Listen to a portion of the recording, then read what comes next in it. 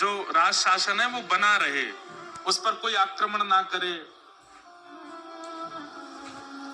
और इस राज शासन की रक्षा के लिए जो दायित्व उठाएगा वो हमारे गुरु जी।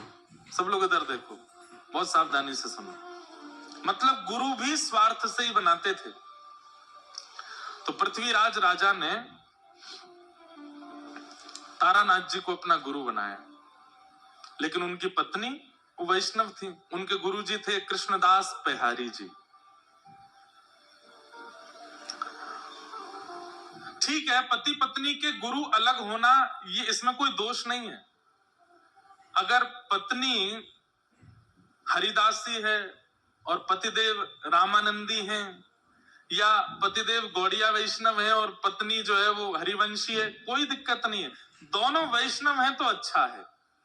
लेकिन दिक्कत हो जाती है जब एक वैष्णव है और दूसरा जो है वो वैष्णव नहीं है, दूसरा या तो नास्तिक है या किसी और पथ का है, तो बहुत दिक्कत होता है निर्वहन करना।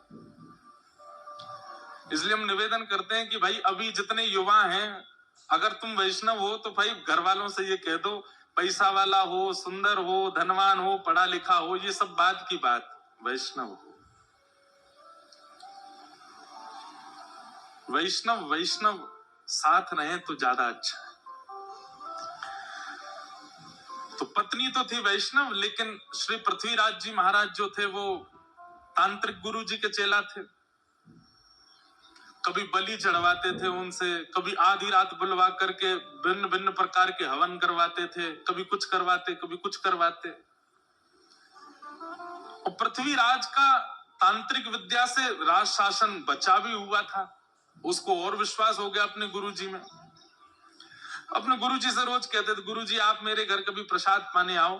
तो तारानाथ कहते, तुम्हारी पत्नी जो है ना वो वैष्णव है, और वैष्णवों का हाथ का खाने से हमारी जो विद्या है वो नष्ट हो जाती है, इसलिए तुम्हारे घर का भोजन मैं नहीं करूंगा।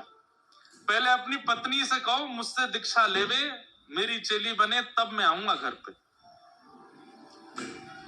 अब तो घर में पहले कोई विवाद नहीं था, लेकिन अब विवाद होने लगा। क्यों? पृथ्वीराज जी आते और अपनी पत्नी से रोज लड़ते, तुम्हारी वजह से गुरु जी घर नहीं आ रहे हैं, तुम वैष्णव हो, तुम ठाकुर जी की सेवा करती हो, तुम्हारे गुरु जी कृष्णदास पेहारी जी, इसलिए गुरु जी नहीं आते, तुम्हारी वजह से हमारा घर जो है गुरु जी के चरणों से नहीं अंकित हो पाया।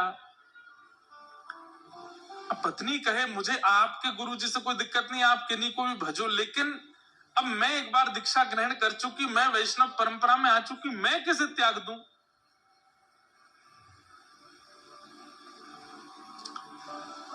गुरु जी तो घर आते ही नहीं थे। एक समय ऐसा आया कि पृथ्वीराज ने भी घर पर प्रसाद पाना बंद कर दिया। आश्रम जाते गुरु जी के पास ही भोजन करते। अब इससे परेशान हो गई उनकी पत्नी, अब क्या करें? तब एक दिन कृष्णदास पेहारी जी के दर्शन करने के लिए पत्नी गई और उन्होंने जाके चरणों में निवेदन किया, गुरु जी मुझे कोई दिक्कत नहीं कि मेरे पति के गुरुदेव अलग, पर उनकी वजह से घर में ये सब होता है, वो मुझे जबरदस्ती कहते हैं इनसे दीक्षा लो, आप कुछ कृपा करो। कृष्णदास पेहारी जी ने केवल इतना पूछा, तुम्हारे पति के गुरुदेव वैष्णव हैं कि नहीं, ये बताओ। बोले नहीं, वैष्णव तो नहीं, वो तो तंत्र विद्या करते हैं, नींबू टांग दो, मिर्ची यूं कर दो, यहाँ पे ये कर आओ, वहां पे पीछे दिया जलाओ, पीछे मुड़ के मत देखना, ऐसे ऐसे क्रिया करवाते हैं, ये वैष्णव का काम नहीं। और एक बात और बोले आपको, बुरा तो नहीं मानेंगे, आजकल हम सब लोगों का रुझान भी ऐसी जगह बहुत ज्यादा हो गया। कई लोग आते, महाराज जी हम बहुत दुखी हैं, हमारे जीवन में बहुत कष्ट है, तो हम उनसे अगर सीधे कहते नाम जप किया करो, ये महाराज जी कुछ नहीं जानते, यूं कह रहे नाम जप करो, लेकिन उनको एक बात कह दो, सुनो आगामी सोमवार से रात के 12 बजे स्नान करना।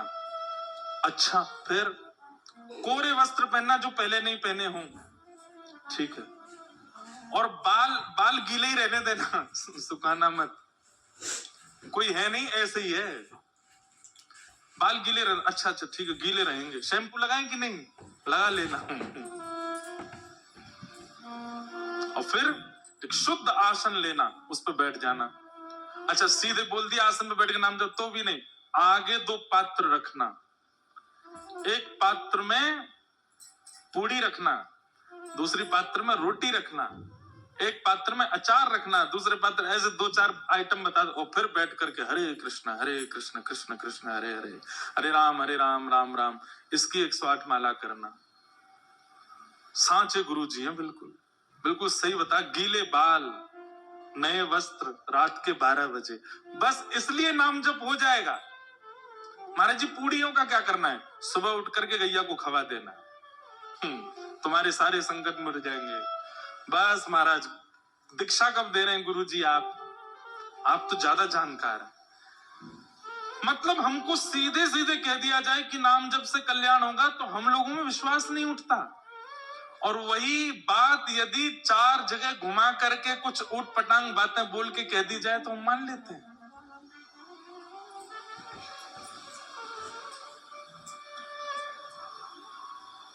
एक बार शिवरात्रि पर मैं गया दर्शन करने महादेव के, तो शंकर भगवान पे काली मिर्च चढ़ी हुई थी खूब सारी। मैंने कि ये क्या है? बोले कि वो कुछ चढ़ा के ऐसे ऐसे होता है ये करने। मैंने जो वो आज शंकर जी बेचारे पजर गए होंगे। क्यों? वैष्णव इन सब में इतने उसके लिए नाम सबसे बड़ा है, उसके लिए सेवा सबसे बड़ी, उसके लिए कथा सबसे बड़ी। अपना कर्म करता रहेगा, गिरना उठना ये तो स्वाभाविक है, संसार में सबके साथ होगा। किसी एक क्रिया से आप कभी ना गिरो, ऐसा नहीं हो सकता। आज नहीं तो कल, कल नहीं। एक बात कहते हैं, तंत्र विद्या से हाँ, जो कल होना है वो परसों पे टल जाएगा, लेकिन होगा जरूर, बच नहीं पाओगे उससे। इसलिए भैया, जो आ रहा है आज ही भोग लो, काहे को उसको टालो इतना दूर। तो कृष्णदास बिहारी जी बोले, तुम्हारे पतिदेव के गुरुजी वैष्णव नहीं है? बोले वैष्णव तो नहीं है, वो तो ये सब क्रियाकलाप करवाते हैं। बोले रुको, हम देखते हैं उनको जाके। और यहाँ बिहारी जी अपना कमंडल लेकर के और पहुंच गए। आमेर से थोड़ी दूरी पर ही तारानाथ की आश्रम था। वो आश्रम के द्वार के बिल्कुल बाहर जाकर के कृष्णदास बिहारी जी बैठ गए, अपना चिमटा गाड़ दिया, धूना लगा करके वो बैठ के वहीं अपना भजन करने लगे। भीतर जाकर के किसी ने हल्ला किया, बोले बाहर द्वार पर एक महात्मा बैठ गया, आकर के हवन आदि कर रहा है। तो एक तारानाथ जी ने ऊपर से देखा, तो देख करके बोले, इसको हटाने का प्रयास करो, इसको यहां से हटाओ, कहीं ऐसा तो नहीं है अपने भक्ति प्रभाव से हमारी तंत्र विद्याओं को नष्ट कर रहा हो। सब लोगों ने जाकर के प्रयास किया, लेकिन कृष्णदास बिहारी जी को कोई हटा नहीं पाया। तो तारानाथ ने सोचा, इनको तो मैं हटाऊंगा। तो उसने क्या किया, अपनी तंत्र विद्या से शेर का रूप धारण किया। और शेर का रूप धारण, उसको लगा ये डर के मारे भाग जाएंगे। शेर बन करके जैसे ही आया कृष्णदास बिहारी जी के पास, धाड़ने लगा सामने खड़ा होकर के। कृष्णदास बिहारी जी बोले, हो तो तुम गधे और बन के शेर आए हो। कमंडल से जल हाथ में लिया और भजन के प्रताप से उस पर डाल दिया। बोले जो तुम्हारा स्वभाव है तुम वैसे बन जाओ। वो शेर से गधा ही बन गए। और गधा बन करके महाराज भागे भागे भागे दूर जाकर के कहीं गधा के झुंडन में खड़े हो गए। पृथ्वीराज राजा का नित्य का नियम था कि वो रोज अपने गुरु जी को प्रणाम करने जाते थे। आज जैसे ही गाजे बाजे दल बल के साथ में गुरुदेव को प्रणाम करने के लिए आए,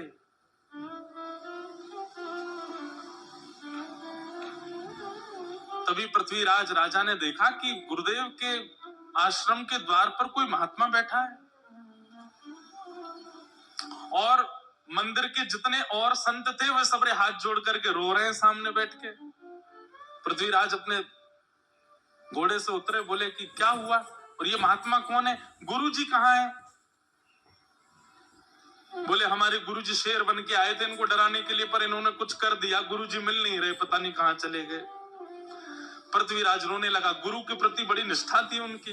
बोले भगवान मेरे गुरुदेव कहां है?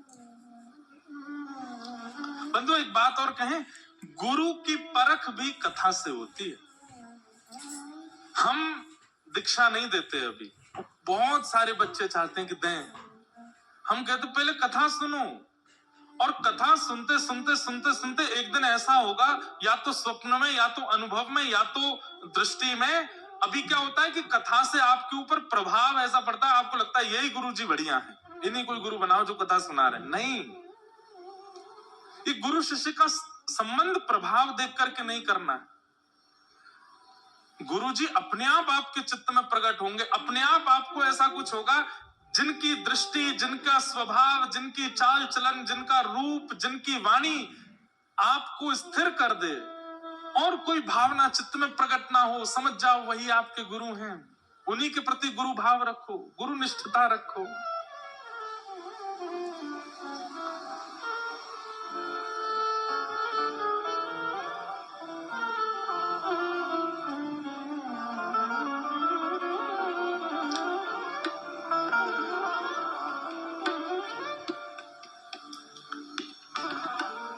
चरित्र, भगवत चरित्र और भक्त चरित्र, ये भी सामर्थ्य प्रदान करते हैं, दृष्टि प्रदान करते हैं, अनुभव प्रदान करते हैं, कौन गुरु कौन नहीं।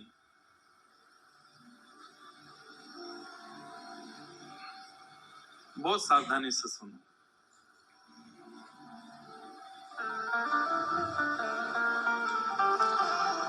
तो पृथ्वीराज व्याकुल हो गए, और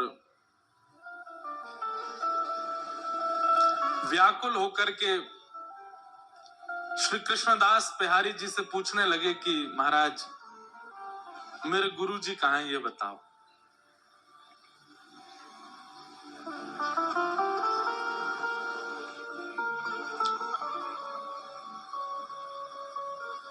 मैं निवेदन कर रहा था कि गुरु बोध भी सत्संग कराता है।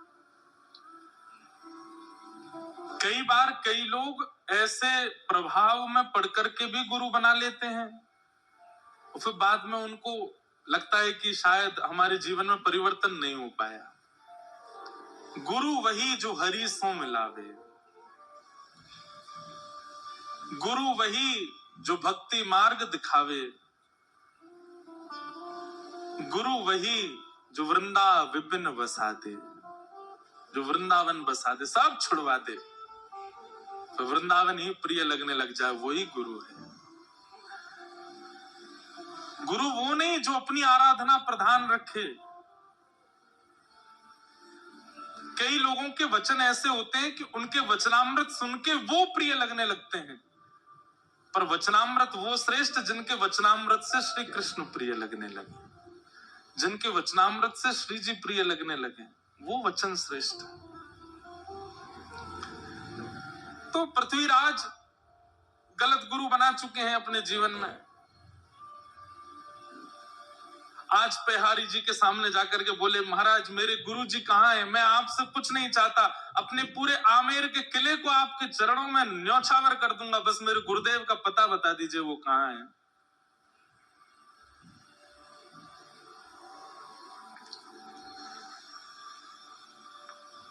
पहरदास जी बोले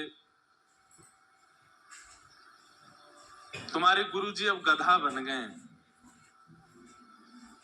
पृथ्वीराज सुनकर के पहले तो गुस्सा हो गया, बोले ये क्या बोल रहे हैं आप? बोले हम सत्य बोल रहे हैं, ढूंढ लो, नहीं तो तुम तो राजा हो, पूरी सेना लगा के ढूंढ लो, तुम्हारे गुरुजी मिल जाएं तो। पृथ्वीराज ने यही किया, पूरी सेना लगा दी, 3 दिन निकल गए लेकिन गुरुजी नहीं मिले। अंत में आके बोले बताइए ना कहां? बोले हम तुम्हें बता रहे हैं तुम्हारे गुरुजी गधा बन गए। तो बोले गधा बन के भी तो कहीं गए होंगे। बोले गधाओं के झुंड में जाके ढूंढो, मिल जाएंगे। बोले पता कैसे लगेगा? हाँ हमारे गुरुजी हैं।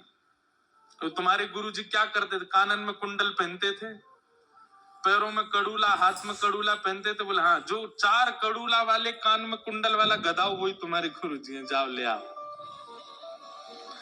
पृथ्वीराज गया, गधों की खोज करने लगा। तभी एक दूर गधा बैठा था, नेत्रों से आंसू गिर रहे थे, उसके कानों में कुंडल थे, हाथों में कड़ूला। पृथ्वीराज गिर गया, जय हो गुरुदेव, मेरे गुरुदेव मिल गए। लेकर के बिहारी जी के पास आया।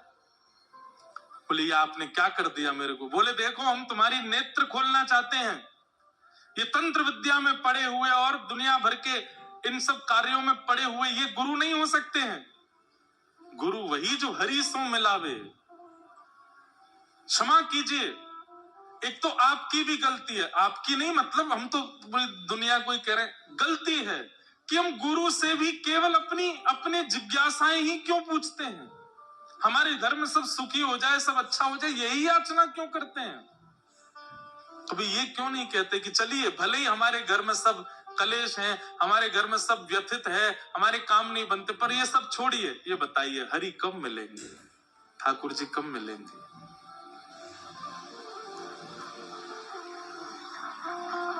ये पूछिए।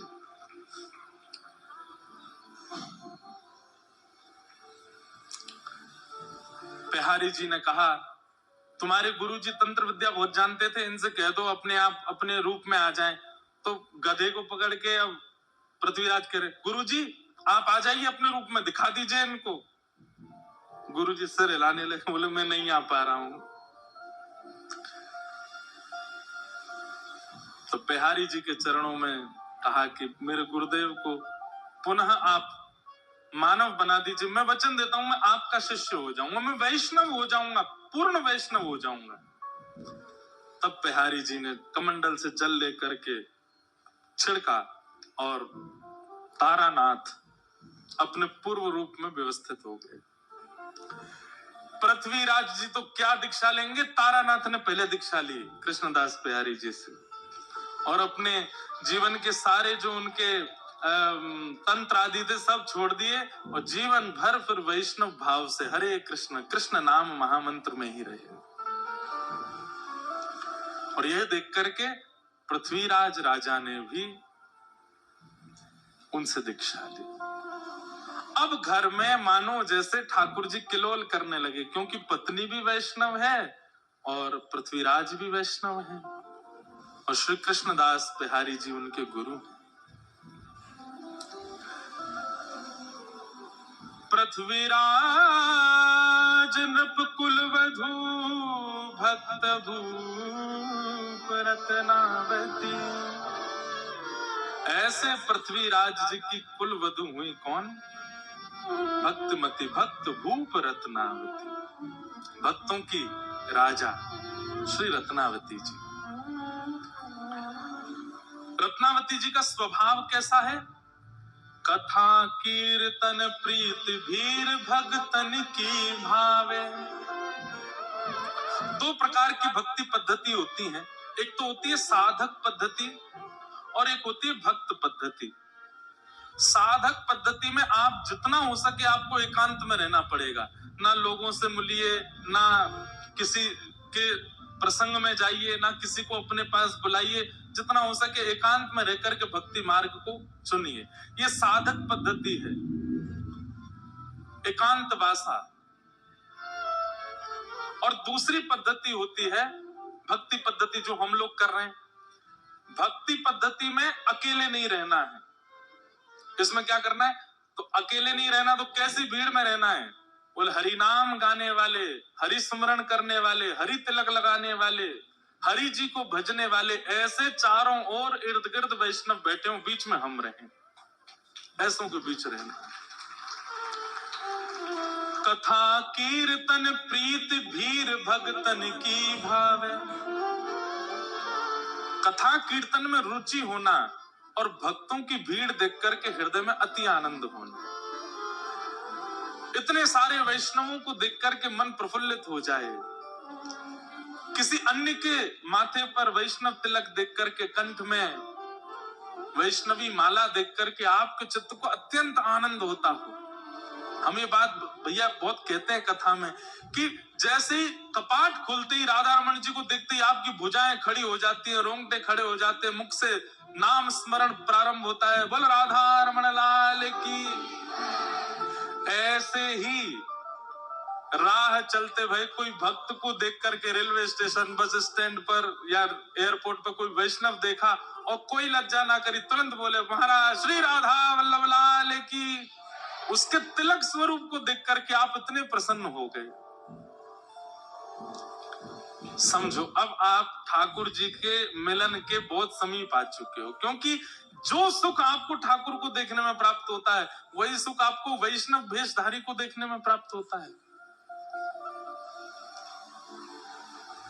जैसे दिल्ली से अमृतसर आने पर माइलस्टोन आते हैं, Amritsar 150 kilometre, Amritsar 50 kilometre, Amritsar 10 kilometre.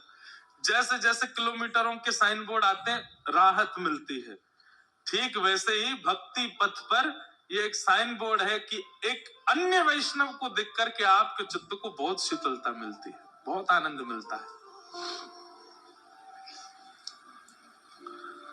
हमारे अष्ट सखा गाते हैं तो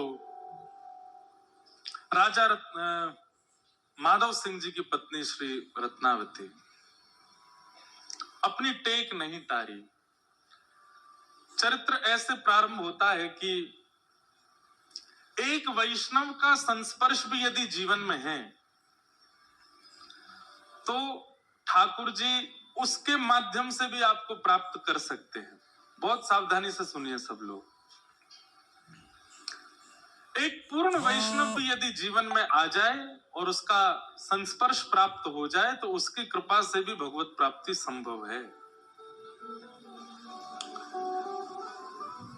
रत्नावती जी राजकुल वधू अपनी पूर्ण मर्यादा में रहती थी, लेकिन उनकी दासी गुसाई विठलनाथ जी की शिष्या और उसके चित्त में ठाकुर जी की अनन्य भक्ति विद्यमान।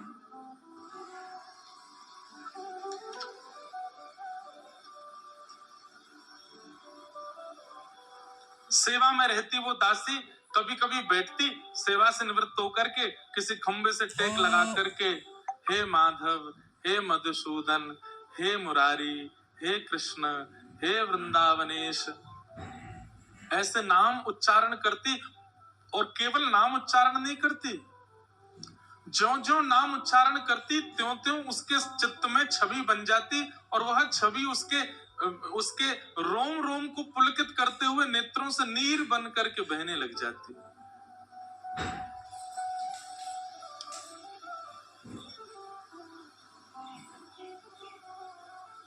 कृष्ण नाम जपते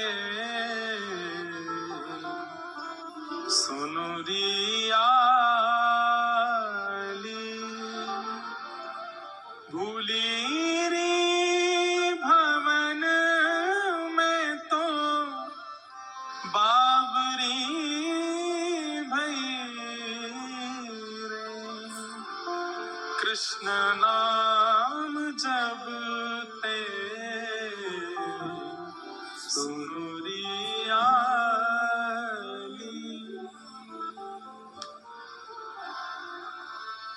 ठाकुर जी का नाम, ठाकुर जी की कथा, ठाकुर जी का रूप यदि चित्त वृत्ति को एक बार पकड़ लेगा तो स्थिति ऐसी हो जाएगी कि कोई बस कहीं चर्चा मात्र कर दे और उस चर्चा से आपका हृदय पिघलने लग जाए, नेत्रों से अश्रुपात होने लग जाए, रोम रोम पुलकित होने लग जाए।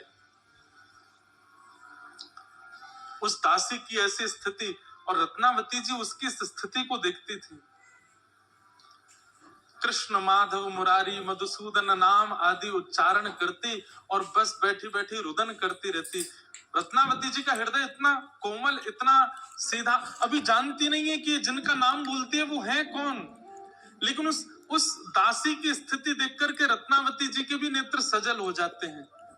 वो जाकर के उसको थोड़ा संभालने का प्रयास करती हैं, लेकिन जैसे उस दासी का स्पर्श करती हैं, उसके संस्पर्श में आते ही उनके चित्त में भी पता नहीं क्या भावना उत्पन्न होती है, नेत्रों से आंसू गिरने लगते हैं। वो स्वयं से पूछने लगती हैं, मैं क्यों रो रही हूं, मुझे क्यों विरह हो रहा है, मुझे क्यों व्याकुलता हो रही है, समझ नहीं पाती। बंधुओं, आपका भजन मूलतः आपके अंग को लग रहा है या ठाकुर जी आपके भजन से प्रसन्न हैं, उसका यह भी एक प्रतिफल होगा कि आप जिस सभा में उपस्थित हो जाएंगे, आपकी उपस्थिति से कम नहीं तो कुछ वैष्णवों में भी भक्ति भाव उत्पन्न होने लगेगा। वो इत्र किस काम का, जिस इत्र को लगा करके सभा में गए और किसी को पता भी ना चला कि आपने इत्र लगाया था। अरे इत्र तो तब श्रेष्ठ माना जाता है कि सभा में गए और 5 लोग आपके समीप आए, आपका आलिंगन किया, तो वे भी जब घर गए तो उनसे भी कोई पूछने लगा कि ये सुगंधी कैसी है। हमारा भजन हमारे वातावरण में प्रकट होने लग जाता है। हमारी उपस्थिति, हमारा स्पर्श, हमारी बोली चाली, हमारा किसी के पास बैठना उसके चित्त में भक्ति को प्रकट कर देता है। आप कहेंगे कि महाराज जी उपस्थिति से ऐसा हो, ये तो संभव नहीं। अरे हम उपस्थिति की बात नहीं कर रहे हैं। आज वर्षों बाद भी वर्षों पूर्व लिए हुए भक्तों ने जन्म, उनका नाम मात्र लेने से भक्ति प्रकट हो जाती है। एक नाम ले दें बस, मीरा, कितनों के चित्त में प्रेम प्रकट हुआ, कितनों के चित्त में गिरधर लाल प्रकट हुए, तुलसीदास, नाम लेते ही राम प्रकट हो जाते हैं चित्त में। सूरदास, नाम लेते ही गोपाल जी प्रकट हो जाते हैं चित्त में। प्रहलाद, नाम लेते ही नृसिंह प्रकट हो जाते हैं चित्त में। ध्रुव, नाम लेते ही चतुर्भुज हरि प्रकट हो जाते हैं चित्त में। अरे आप स्पर्श की बात करते हैं, हजारों वर्ष पूर्व लिए गए जन्म, उन भक्तों का नाम लेने मात्र से हरि प्रकट हो जाते हैं। स्पर्श से और उपस्थिति से कैसे नहीं होंगे? इसका मतलब हमारे भजन में ही सामर्थ्य नहीं है कि हमारी उपस्थिति से भी कोई फायदा नहीं हुआ किसी को।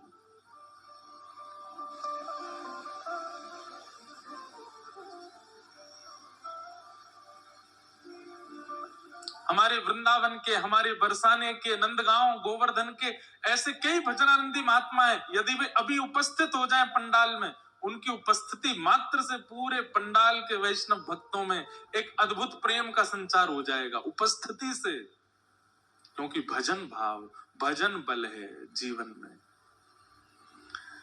रत्नावती की वो दासी है तो दासी, पर उसका भजन बल ऐसा है कि एक राजवंश के भोगों में सदा लिप्त रहने वाले लोगों में जन्मी रत्नावती, उसको देखने मात्र से नेत्र सजल होते हैं।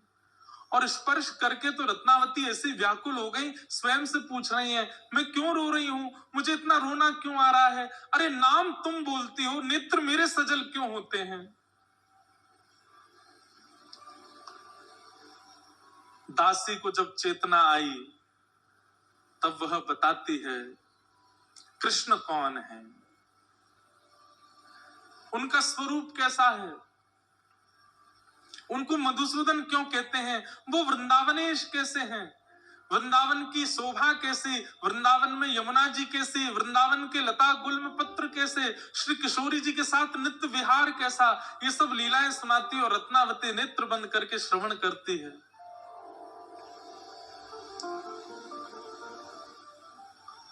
सत्संग सत्संग होता है, उसमें कोई बड़ा कोई छोटा नहीं होता है।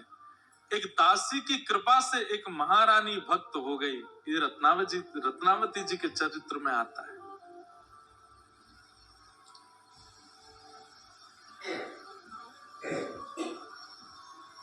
रत्नावती कहती हैं, अब ये सब प्रसंग सुनने मात्र से मेरे चित्त को शांति नहीं मिलती है। एकांत में बैठा करके और पूछती, और बताओ ना, और उनके बारे में कहो ना, और कैसे संभव हो। अब स्थिति ये हो गई है कि चरित्र सुनते सुनते सुनते अब चरित्र से चित्त में शांति नहीं बैठती है, अब तो दर्शन की अभिलाषा है। दर्शन को नैनात पे, वचन सुनन को कान, मिलवे को ही रात पे,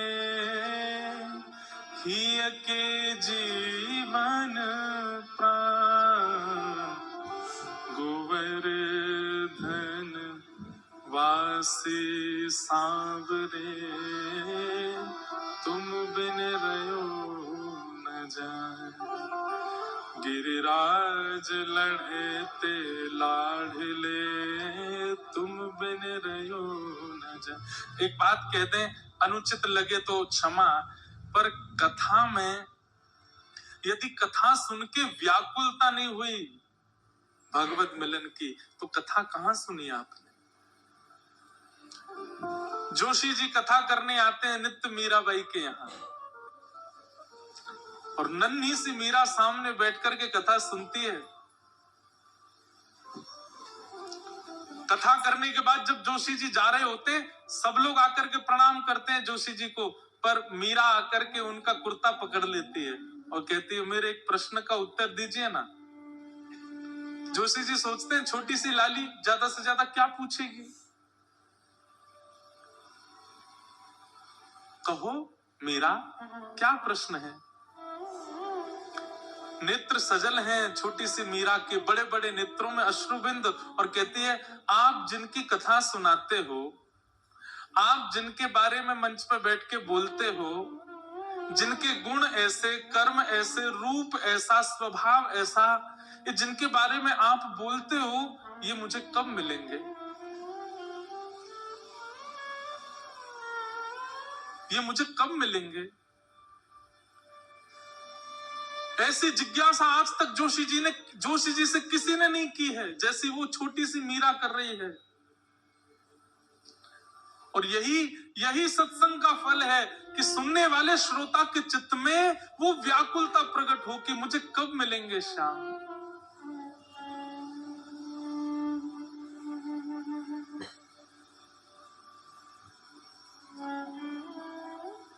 जोशी जी से कहती है मीराबाई आप इतना सुंदर उनका चरित्र सुनाते हैं, इतनी सुंदर सुंदर उनकी बातें बताते हैं, आप मिले हो उनसे। ये जो उनकी व्याकुलता है यही भक्ति में आवश्यक है। हम व्याकुल ही नहीं है, हम चिंतित ही नहीं है मिलने के लिए, बस कथा सुनते हैं, थोड़ी चित्त को शांति मिलती है, घर चले जाते हैं। पर रत्नावती इतने में शांत होने वाली नहीं है। अब रोज दासी से कहती है मुझे अब इससे मेरे चित्त को शांति नहीं, मुझे मिलना है, मुझे देखना है उनको, मुझे दर्शन करना है उनका। तब दासी रत्नावती जी को छुपा करके ले गई गुसाई विठलनाथ जी के पास और वहां गुरु दीक्षा ग्रहण कराई, और गुरु दीक्षा दिला करके एक नीलमणि ठाकुर जी सेवा में लेकर के आई हैं। अब तो जब से रत्नावती ने ठाकुर जी की सेवा प्रारंभ की है, पूरे दिन तो उनकी सेवा में रहती हैं, और रात्रि जैसे शयन कराती हैं ठाकुर जी को शयन कराते ही रत्नावती भी सो जाती हैं। एक क्षण भी जागती नहीं, तुरंत सो जाती हैं, और निद्रा में जाकर के स्वप्न में अपने सेवा के ठाकुर के साथ ही लीला करती हैं। उनके साथ कभी भ्रमण पे जाती हैं, कभी निकुंज में रहती हैं, कभी यमुना जल में क्रीड़ा करती हैं, कभी कोई क्रीड़ा, मतलब अब रात दिन जागृत सुसुप्ति अवस्था एक क्षण भी ठाकुर के बिना रहती नहीं है रत्नावती।